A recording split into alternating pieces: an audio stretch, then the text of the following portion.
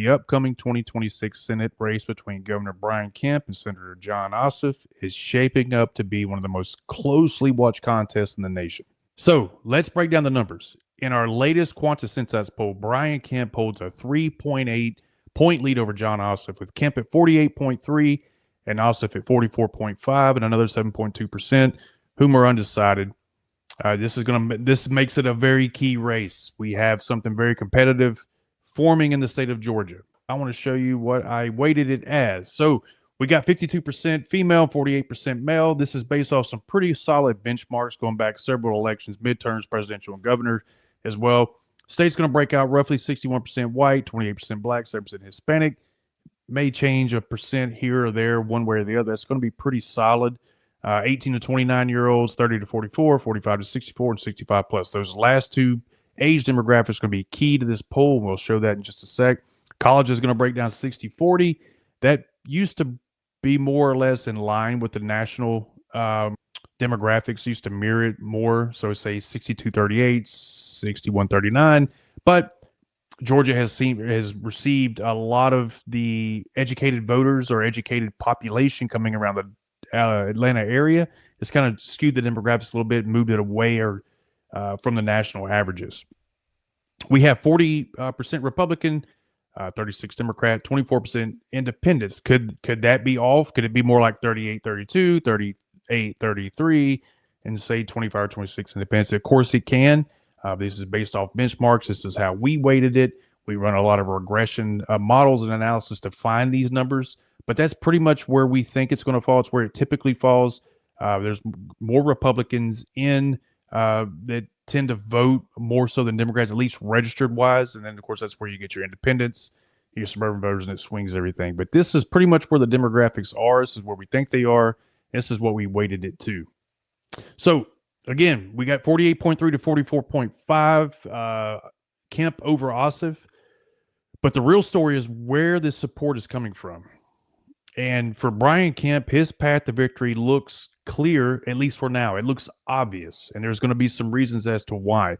With a state like Georgia and the demographics they have, Kemp is definitely the driver's seat at this point. A little background about Brian Kemp, two-term governor. He's been in state politics for a while. He has inherited the Republican machine in Georgia, and he's actually brought more to it. He's added on to that machine. He's built a solid Republican coalition. As you can see, right now in a hypothetical poll, Brian Kemp has not declared his candidacy for the U.S. Senate yet. He's got a whopping 93% of the Republican support already at this stage, just based on a hypothetical question. And in a state where the white voters still make up a significant majority, again, as you saw earlier, we have it at 61%. Brian Kemp is winning with 69% of that demographic. But Kemp's biggest advantage is he leads by 20 points among the voters aged 65 and older. One of the most reliable voting blocks in the state is certainly during midterms. You add in his strong backing from the non-college educated voters, which is 52% to Ossoff's 41, so plus 11. And you have a candidate in a powerful position heading into this election. Among 45 and 64, he's winning by plus 10. So there's some things here that's already looking a lot different than it was in 2022, for example. You look at the male vote. He's leading by 14, 54 to 40. The female vote, Ossoff's only winning by 6. So if the turnout is marginal or it's more in line with your traditional turnout, again, there's some baked-in advantages that Kemp has, and he's demonstrating here from this poll. So now let's talk about Ossoff here. He's the Democratic senator, but he is not struggling. Meaning he's got some things to work with here. He's got a coalition that brought him to power in 2020. He won the Senate in 2020. Now, does that coalition still exist? Will it resurface? There's some speculation as to that. To the answer to that, I should say, and we'll talk about that here towards the end of the video. But let's look at Ossoff's approval ratings here in the state. It's just a simple question: do you approve of your senator's performance, his job approval in your state? He's got a plus 13. That is not bad. They don't not like him. It's just this number here, over there, with no opinion. 23% have no opinion on his job performance. That's a little troubling when you're going up against someone who's as well defined as Brian Kemp.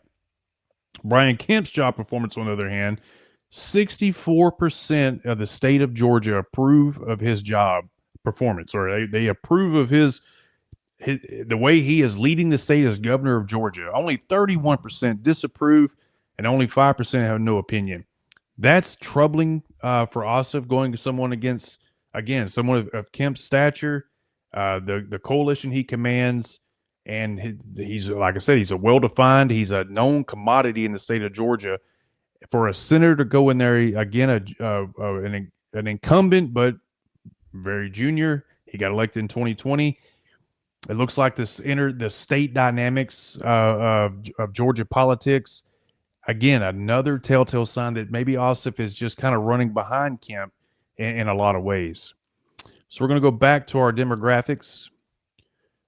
So, while Kemp, we've shown some things here, why he has an early advantage.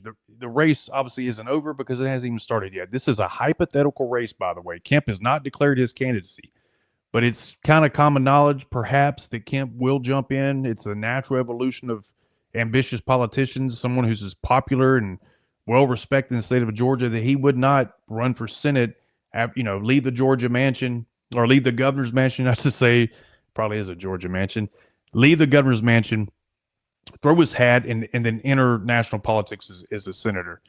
But we got some issues here we need to probably talk about here, and it's with the independents. They're nearly evenly split, but they are +6 for Ossoff. So we have 42 in favor of Kemp and 48% back Ossoff. Now, are these numbers exactly correct? It's a poll. There's going to be errors in polls, roughly about, say 3 points. Polling independents, especially this early in a contest, it's really hard to do. You try to force them. You ask them some leading questions. Do you lean left? Do you lean right? They're fickle. They will change their mind. There's 10% undecided. So that number can change a lot. But it does look like Ossoff is winning the independents at this stage. He'll need a lot more support, but he'll also need that in addition to the suburban vote and maybe a suburban vote turnout. Suburban voters, independent voters, those are the people that flipped Georgia blue in 20 and 2022. He will need that type of support. He'll need some semblance of that coalition and those headwinds that kind of blew him to victory in 2020. If the suburban voters drift back towards the GOP, or there's very, very small margins between, Kemp and Ossoff in the margin in the suburban vote, one way or the other, then we're looking at Kemp cruising to victory. But if Ossoff can hold them by an absolute margin, the state could again come down to the wire. We're talking razor thin margins, less than 1%, less than 2%, just like it was in 20 and 22. But Ossoff has some work to do. And the real key question is, does that coalition exist?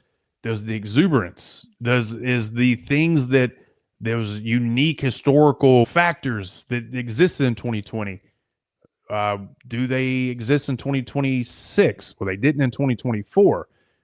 You also look at the Democrats, kind of their brand has taken a hit since then. You've had a lot of polls come out. The confidence in the Democrats as a party to handle certain situations, it's like at all-time lows in the high 30s. There was a poll out it was released today saying that like 46% of the voters think that the Democrat Party should swing back to the center, and it's gotten too far to the left. They've taken a hit branding-wise. And typically, when you lose the confidence or you run afoul of the voters, the sentiment turns against you pretty rapidly and pretty brutally, and that makes you reset. Will the Democrats be in the wilderness forever? Absolutely not. They will find new leadership, a new message, and they'll be back in the game before you know it. But as of right now, the brand that they used, they went to the well with it one too many times, and there's going to be a lot of Democrat politicians probably pay the price because of that. But it happens. It's the natural pendulum swing of our two-party system. The Republicans have gone through it. You look back for us who are old enough to remember, You look back at post 2004, 2004 to 2008, the Republicans went through the same thing. So, having said that, it looks like the cards that Ossoff is definitely the underdog in this race. I kept fresh eyes on this poll, on this race. I saw some Tyson Group released a poll earlier. I think they had him +7 or +9, something like that. And there was another one, another poll that was released as well, as that maybe +6 or +7. I didn't know what to expect. I have it at +4 or 3.8. That's probably where it's likely going to be, or where it's at. I have confidence in this poll.